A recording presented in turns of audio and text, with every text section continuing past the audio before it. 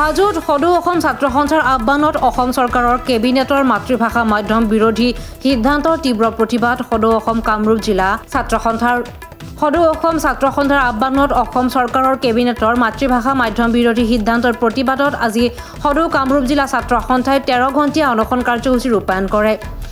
হাজো ৰাজহ চক্ৰৰ চক্ৰ বিষয়াৰ কাৰ্যালয়ৰ সমীপত এই প্ৰতিবাদী অনশন কাৰ্যসূচী ৰূপায়ণ কৰে। 13 ঘণ্টীয়া এই অনশন কাৰ্যসূচীত উপস্থিত থাকে সদৌ অসম ছাত্ৰ সন্থাৰ কাৰ্যালয় সম্পাদক ভৱজ্যোতি ডেকা, সদৌ কামৰূপ জিলা ছাত্ৰ সন্থাৰ সভাপতি নৱজ্যোতি দাস, উপসভাপতি সুৰজিৎ কলিতা, সাধাৰণ সম্পাদক তৌফিকুৰ ৰহমান, আছু নেতা ইমদাদুৰ ৰহমান সহ সদৌ কামৰূপ জিলা ছাত্ৰ সন্থা, হাজো আঞ্চলিক ছাত্ৰ সন্থা, পশ্চিম বংগৰ আঞ্চলিক ছাত্ৰ সন্থাৰ বিষয়ববীয়া নেতাকৰ্মী অংশগ্ৰহণ কৰে। ছাত্ৰ সন্থাৰ আহ্বানত আমি সদৌ কামৰূপ জিলা ছাত্ৰ সন্থা হাজোৰ মাজমজিয়াত আমি যি মাধ্যমৰ যি বিষয় এই বিষয়টোক লৈ পেলাই আমি আজি চৰকাৰৰ যি হঠকাৰী সিদ্ধান্ত এই হঠকাৰী সিদ্ধান্তৰ বিৰুদ্ধে আমি 13 ঘণ্টীয়া অনশন কাৰ্যসূচী ৰূপায়ণ কৰিছোঁ।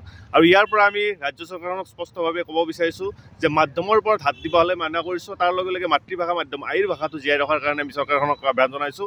আমি কথা স্পষ্টভাৱে ক'ব বিচাৰিছোঁ এই প্ৰতিবাদস্থলীৰ পৰা যে এটা কথা স্পষ্ট যে অসমীয়া মাধ্যমৰ ল'ৰা ছোৱালীসকলে আমাৰ ছাত্ৰ ছাত্ৰীসকলে ভালকৈ ইংৰাজী ভাষা ক'ব লাগিব, তাৰ সমান্তৰালভাৱে মাতৃভাষাৰ প্ৰতিও তেখেতসকলৰ যি জ্ঞান মাতৃভাষাটো জীয়াই ৰাখিব লাগিব।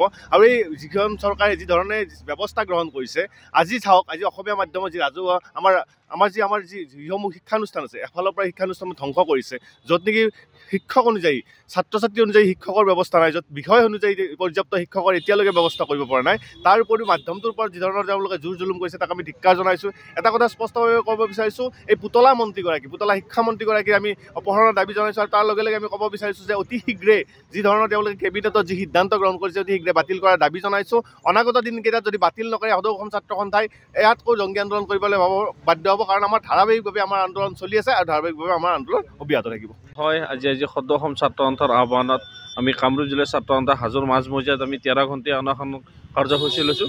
কাৰ্যসূচী সকলোৱে এতিয়া জ্ঞাত যে আমি ধাৰাবাহিকভাৱে আন্দোলন কৰি আহিছোঁ।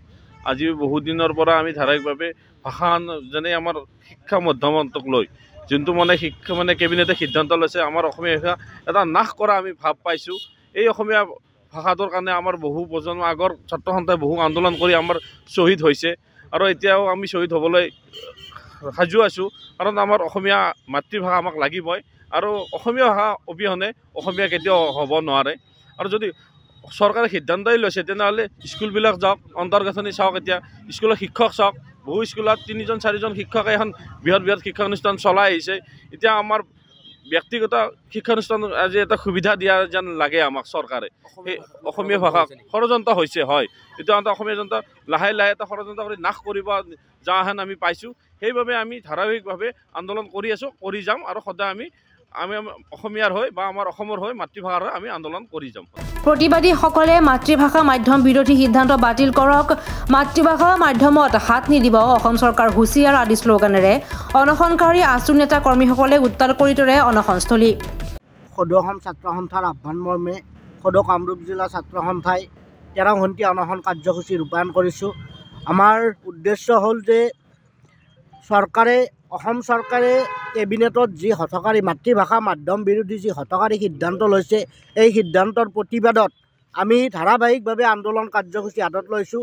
আৰু সেই আন্দোলনৰ আজি অনশন কাৰ্যসূচী, আৰু আজি আমি এই অনশন কাৰ্যসূচীৰ জৰিয়তে অসম চৰকাৰ তথা ৰাজ্য চৰকাৰক এইটোৱে ক'ব বিচাৰিছোঁ, ৰাষ্ট্ৰীয় শিক্ষানীতিয়ে 8ম শ্ৰেণীলৈকে মাতৃভাষা মাধ্যমত পঢ়োৱাৰ কাৰণে যি ব্যৱস্থা কৰিছে, তাৰ পিছত কেন্দ্ৰীয় চৰকাৰে এইটো কৈছে যে মাতৃভাষা মাধ্যমত শিক্ষা গ্ৰহণৰ কাৰণে কেন্দ্ৰীয় চৰকাৰে মাতৃভাষা মাধ্যমত শিক্ষা গ্ৰহণ কৰাৰ কাৰণে কৈছে।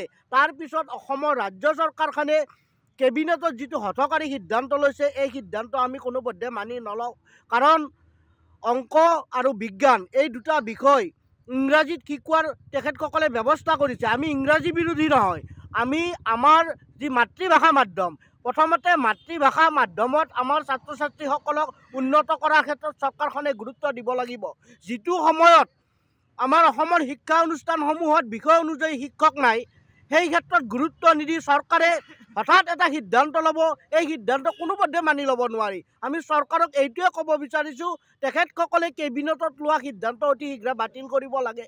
এই সিদ্ধান্ত বাতিল নকৰা পৰ্যন্ত সদৌ অসম ছাত্ৰ সন্থাই ধাৰাবাহিকভাৱে এই মাতৃভাষা মাধ্যম বিৰোধী আন্দোলনৰ প্ৰতি আন্দোলন কৰিবলৈ বাধ্য হ'ব। হাজোৰ পৰা প্ৰাঞ্জল কলিতাৰ ৰিপৰ্ট DA 365।